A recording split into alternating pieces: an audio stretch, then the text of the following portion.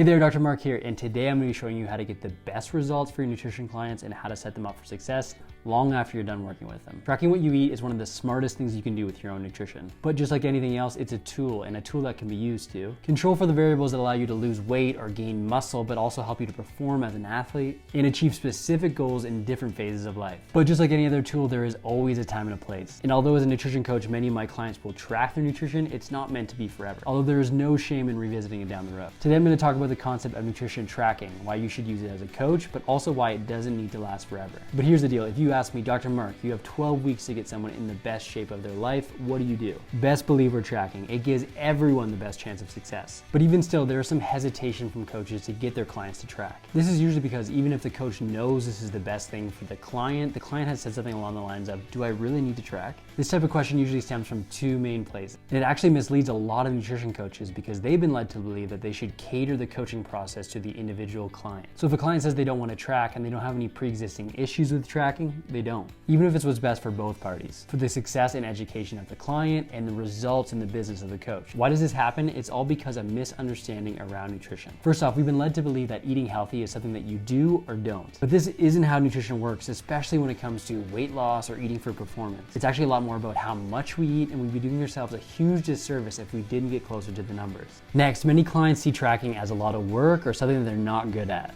But just like anything else, you get better with practice, and the more you do it, it takes less and less time, especially when you start learning a lot more about what your food is actually made of. Even clients that know nothing about food and have no experience will often tell you, why didn't I start this sooner? So what do you do with a client that doesn't want to track from the beginning? Here's what you say. I totally understand where you're coming from. Tracking is a lot of work, but you came to me to get a specific result. And the best way to do that is to get closer to the numbers and the things that matter, like macronutrients and your calorie intake. And the best way to do that is through tracking what you eat. This doesn't need to be forever, and it doesn't need to be perfect. It will get better with time, and you'll have real success that lasts. Then we throw them into the deep end with tracking with the intent that it doesn't need to be perfect and it will get better through time. But what happens when they say, why can't I just eat healthy? And in an ideal world, we could just listen to our bodies and we build on mindful eating practices like eat when we're hungry, eat until we're full or content, and without distractions. These are without a doubt important skills, but only one piece of the puzzle, especially when it comes to things like weight loss and eating for performance. Plus, we are surrounded by a bunch of food that tastes really, really good and is loaded with calories, making it really tough to trust your intuition. So this just doesn't really work out in the real world. For nutrition coaches, the best way to approach this is to use tracking as a tool to achieve a specific goal. In the Dr. Mark method, we call this structure. You need this to control for what matters. Could you imagine if you went into a financial planner with the intent to save a bunch of money and they just gave you tips? It would never work, right? They need to get a better sense of how much money you're spending, how much money you're taking in, so they can set up a plan that's specific to you. Tracking your nutrition is no different. It's really important to get closer to the numbers. Then we build mindful eating habits within this structure to give you the best of both worlds. As you're beginning to see, tracking is super important, but it doesn't need to be forever. Here's the big picture goal of nutritional tracking. The goal of tracking is to use it as a tool to achieve a specific result and learn more about the food we eat with the intent of being a more mindful eater down the road. But again, tracking doesn't need to be forever, and today I'm going to teach you some strategies to make this transition away from tracking much more effective. The first strategy, which has completely transformed the way a nutrition coach, is called the flex day.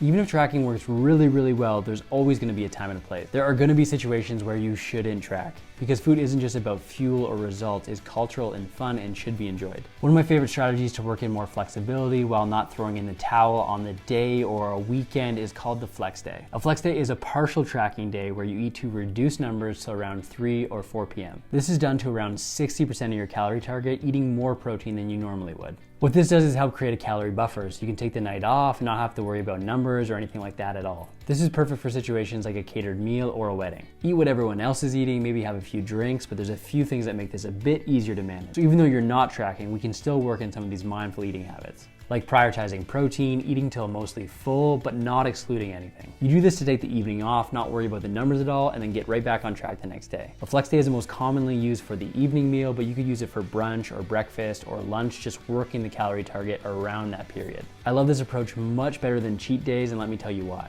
A cheat day implies that you're doing something wrong. And if you're truly being flexible with the food that you're eating, you should be able to work anything in. Obviously, there are better or worse choices, but nothing is good or bad. A cheat day reinforces that you shouldn't be eating those foods, and it just makes you want them even more down the road. With the flex day approach, you're not doing anything wrong. You're eating the same food as everyone else. You're just not being as close to the numbers. Trust me, this is a much better approach long term. Strategy number 2, the off day. This is a step up from a partial tracking or flex day. This can be used when necessary, like you don't have access to the internet or you're just too busy, but it is best used to transition someone away from tracking.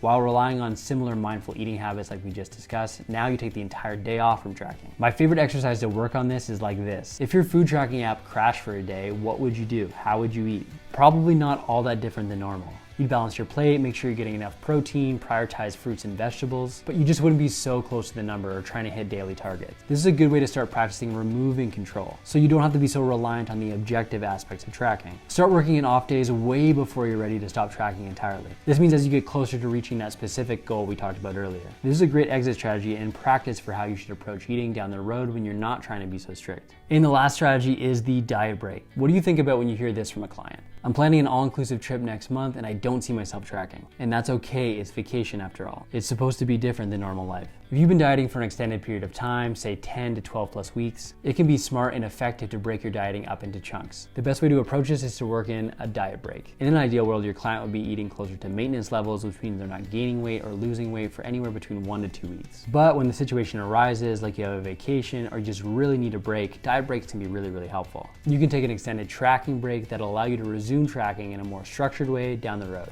When possible and you're not on a tight timeline, the best practice here is to work your clients' food levels up for 1 to 2 weeks heading into the diet break. This will be helpful because they won't go into the situation feeling really hungry or really deprived. Diet breaks are a very useful tool to help clients moving towards their long-term goal. Tracking is without a doubt the best thing you can do to get your nutrition clients better results. But as we discussed, it does not need to be forever. My hope is that you find these 3 strategies useful and make that transition a bit more easier for your clients. But as great as all those tips are, if you're really serious about starting a nutrition coaching business, the next thing I'll have you do is check out this video I've linked up right here on the best way to start a nutrition coaching business in 2022. So make sure to check it out now, and I'll see you in the next video.